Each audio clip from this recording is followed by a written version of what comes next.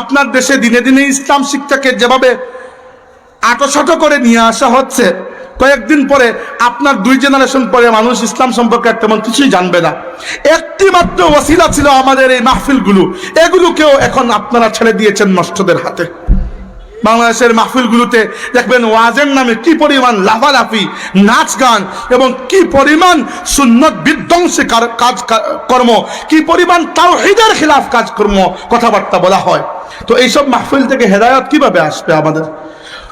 এই একটি বড় ষড়যন্ত্র। এটি মুসলমানদের মধ্য থেকে মুনাফিকরা এই ষড়যন্ত্র তৈরি করলো নাকি অন্য কেউ তৈরি করে দিয়েছে আমরা জানি না, কিন্তু জঙ্গিবাদ যেরকম ইসলামকে বদনাম করে একটি ষড়যন্ত্র, একইভাবে ভণ্ড পীরদের ষড়যন্ত্র হচ্ছে মুসলমানদের অন্তর থেকে রাসূলুল্লাহর প্রতি ইত্তেবা, মহব্বত, আল্লাহর নবীর নুসরত, আল্লাহর নবীর আজমত সব কিছুকে মুছে মুসলমানদের অন্তরকে ইবলিসের শয়তানের অন্তর বানিয়ে দেওয়ার একটি পায়তারা। আর আরেকটি ষড়যন্ত্র হচ্ছে মুসলমানদেরকে আঘাত দেওয়ার ষড়যন্ত্র। সেটি বর্তমান প্রযুক্তির যুগে লক্ষ্য করা যায় বেশি। আগেকার যুগেও ছিল, কিন্তু আগেকার যুগে কোনো একটি কথা বললে এই কথা দুনিয়ার এদিক থেকে ওদিকে যেতে হতে কয়েক বছর সময় লাগতো।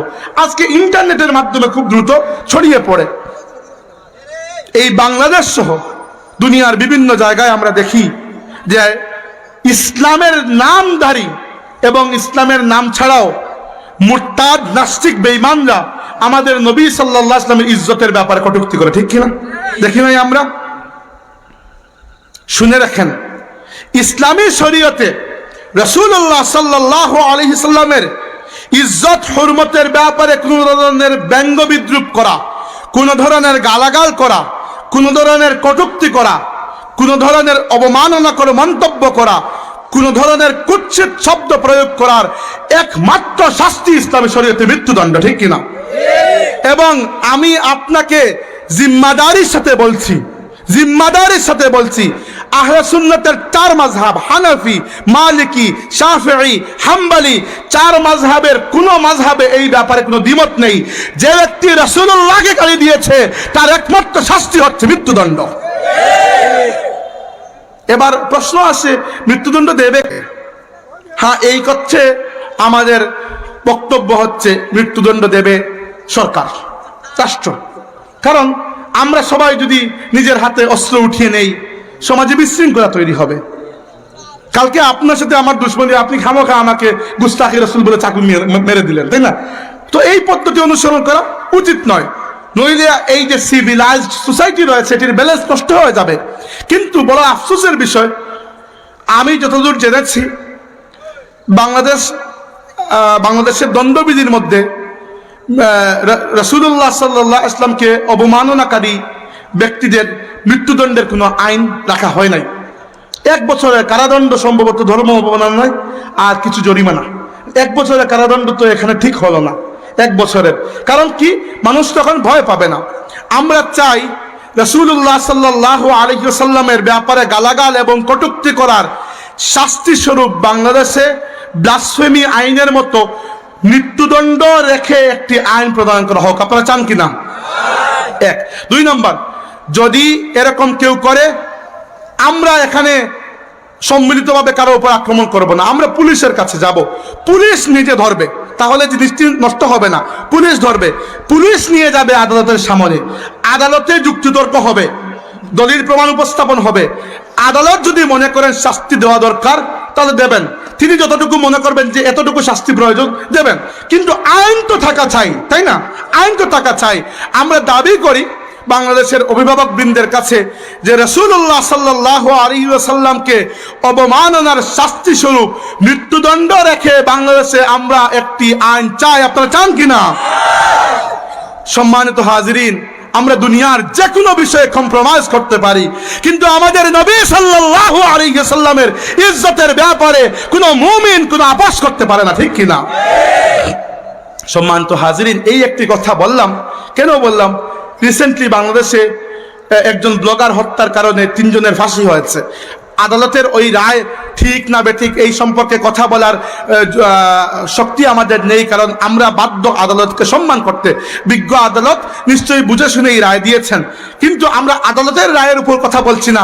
আমরা বলছি ভবিষ্যতে যেন সতর্ক থাকা যায় এই ব্যাপারে। এই বাংলাদেশের এই ভূমি আল্লাহর ওলিদের খেদমতের ফলে ইসলামের একটি উর্বর ভূমিতে পরিণত। এই বাংলাদেশে প্রায় 90% মানুষ মুসলমান। তাদের একটি আবেগ অনুভূতির জায়গা হচ্ছে ইসলাম, এবং সবচেয়ে বড় এই ইসলামী তাদের এই যে ইসলামী জীবন বিধান, এই ইসলামী জীবন বিধান ঘুরছে একটি মহব্বতকে কেন্দ্র করে। সেই মহব্বতের নাম মুহাম্মদুর রাসূলুল্লাহ সাল্লাল্লাহু আলাইহি ওয়াসাল্লাম। মুসলমান কখনো তার নবী সাল্লাল্লাহু আলাইহি ওয়াসাল্লামের ব্যাপারে কোনো ধরনের কটূক্তি সহ্য করবে না। কিয়ামতের দিন আল্লাহ শাস্তি দেবেন, যেটি আল্লাহ ওয়াদা করে রেখেছেন, ওয়াল্লাযীনা ইউযুনা রাসূলাল্লাহি লাহুম আযাবুন আলীম। যারা রাসূলকে কষ্ট দেয় তাদের জন্য আল্লাহ যন্ত্রণাদায়ক শাস্তি প্রস্তুত রেখেছেন। কিন্তু দুনিয়ার মাটিতেও যে ব্যক্তি এই মুসলমানদের দেশে রাসূলুল্লাহ সাল্লাল্লাহু আলাইহি ওয়াসাল্লামের ব্যাপারে কোনো কটূক্তি করবে, ইনশাআল্লাহ আমরা দাবি করি অচিরেই বাংলাদেশ সরকার এইরকম ব্যক্তিদের জন্য মৃত্যুদণ্ড বহাল রেখে ব্লাসফেমি আইনের মতো একটি আইন করবেন। আমরা বলি ইনশাআল্লাহ। আমরা দাবি করি মুসলমানদের সরকার যেহেতু মুসলমানদের আবেগ অনুভূতির প্রতি তারা শ্রদ্ধাবোধটুকু রাখবেন। আল্লাহ রাব্বুল আলামিন আমাদেরকে রাসূল পাক সাল্লাল্লাহু আলাইহি ওয়াসাল্লামের ইজ্জত হুরমত, আল্লাহর নবীর খতমে নবুয়ত, আল্লাহর নবীর হিদায়াত এবং আল্লাহর নবী সাল্লাল্লাহু আলাইহি ওয়াসাল্লামের আজমতের পাহারাদার হয়ে আমাদের জীবনভর দায়িত্ব পালন করার তৌফিক দিন। আমরা বলি আমিন। আমরা যেন রাসূলুল্লাহ সাল্লাল্লাহু আলাইহি ওয়াসাল্লামের মহান খেদমতকে দুনিয়ার আনাচে কানাচে পৌঁছে দিতে পারি। আমরা বলি আমিন। সম্মানিত হাজিরিন, আজকে আপনার মনে হচ্ছে আমি বড় বড় কথা বলছি, কিন্তু দুনিয়ার বুকে মুসলমানদের অবস্থা তো বড় করুন, আর এখানে বসে বড় বড় কথা বলার লাভ কি? বড় বড় কথা এজন্য বলছি কারণ আমার বিশ্বাস রয়েছে আমার নবীর কথার উপর। আমার নবী সাল্লাল্লাহু আলাইহি ওয়াসাল্লাম বলেছেন, লা ইয়াবকা আলা যাহরিল আরদি বাইতু মাদারিন ওয়ালা ওয়াবারিন ইল্লা আদখালাহুল্লাহু কালিমাতাল ইসলাম। এই দুনিয়ার বুকে কোনো ইট পাথরের তৈরি ঘর কিংবা কাপড়ের তৈরি তাবু বাকি থাকবে না, এই ব্যতীত যে আল্লাহ প্রত্যেকটি জায়গায় ইসলামকে প্রবেশ করাবেন। এর আগ পর্যন্ত কিয়ামত হবে না। আল্লাহর নবী বলেছেন, ইন্নাল্লাহা যাওয়ালিয়াল আরদ ফারাআইতু মাশারিকাহা ওয়া মাগারিবাহা ওয়া ইন্না মুলকা উম্মতি সায়াবলুগু মা যুইয়ালি মিনহা। আল্লাহ আমাকে দুনিয়ার পূর্ব থেকে পশ্চিম পর্যন্ত দেখিয়েছেন। আর শুনে রাখো, আমার উম্মতের বাদশাহী এক সময় দুনিয়ার পূর্ব প্রান্ত থেকে পশ্চিম পর্যন্ত পৌঁছে যাবে ইনশাআল্লাহ। যে ব্যক্তি রাসূলুল্লাহর নবুয়তের উপর বিশ্বাস করে তাকে আল্লাহর নবীর এই ভবিষ্যৎবাণীর উপরও বিশ্বাস করতে হবে। সেই দিন বেশি দূরে নয় যে দিন আমরা দুনিয়ার দিকে দিকে ইসলামের বিজয় নিশান উড়াবো ইনশাআল্লাহ। আল্লাহ রাব্বুল আলামিন এই মানসিকতা আমাদেরকে দান করুন। আমরা যেন কোরআনুল কারীমের দাঈ হয়ে মানুষের কাছে আল্লাহর কালামকে পৌঁছে দিতে পারি। আমরা যেন রাসূলুল্লাহ সাল্লাল্লাহু আলাইহি ওয়াসাল্লামের সিরাত এবং সুন্নাতকে মানুষের কাছে পৌঁছে দিতে পারি। আমরা যেন আল্লাহর রাস্তায় জিহাদের জজবা আল্লাহ আমাদের মধ্যে সৃষ্টি করে দেন। আল্লাহ রাব্বুল আলামিন যেন তার রাস্তায় আমাদেরকে শাহাদাত নসিব করেন। আমরা বলি আমিন। সুবহানাকাল্লাহুম্মা ওয়া বিহামদিকা আশহাদু আল্লা ইলাহা ইল্লা আনতা আস্তাগফিরুকা ওয়া আতুবু ইলাইক।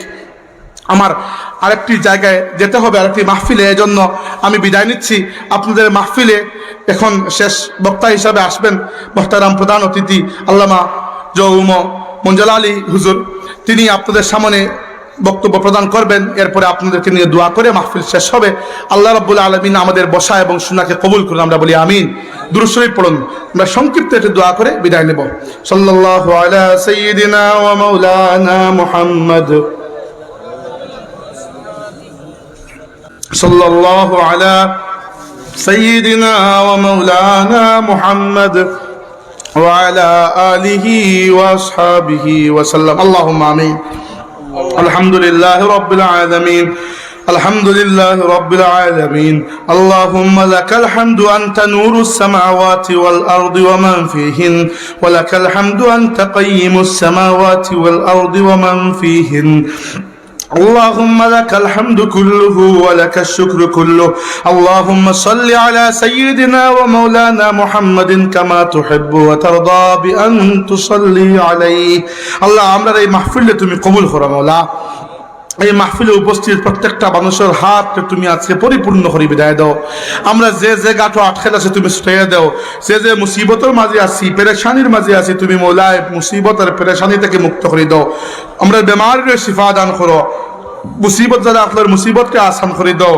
বেরোজগারি আপনার লাগে হালাল রুজির দরজা খুলে দাও। আল্লাহ আমরা এই মাহফিলের পক্ষ থেকে লাখো কোটি সালাম তোমার হাবিবের খেদমতে পৌঁছাও।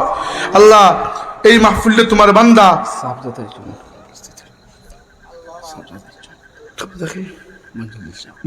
আল্লাহ এই মাহফিলে তোমার বান্দা হযরত আলহাজ শাহ সৈয়দ জহুর আলম রহমতুল্লাহ আলাইহির ইসালা সাহাব হিসেবে কবুল করো মওলা। আল্লাহ তোমার বান্দা আখলার সাহায্য সহযোগিতার আর উপস্থিত হওয়ার তুমি কবুল করো। আল্লাহ দুনিয়া থেকে বিদায় দেওয়ার সময় আমরা এই ঈমানের সাথে বিদায় দিও এবং কিয়ামতের ময়দানে তোমার হাবিবর লেওয়ায় হামদুর নিচে জায়গা দিও।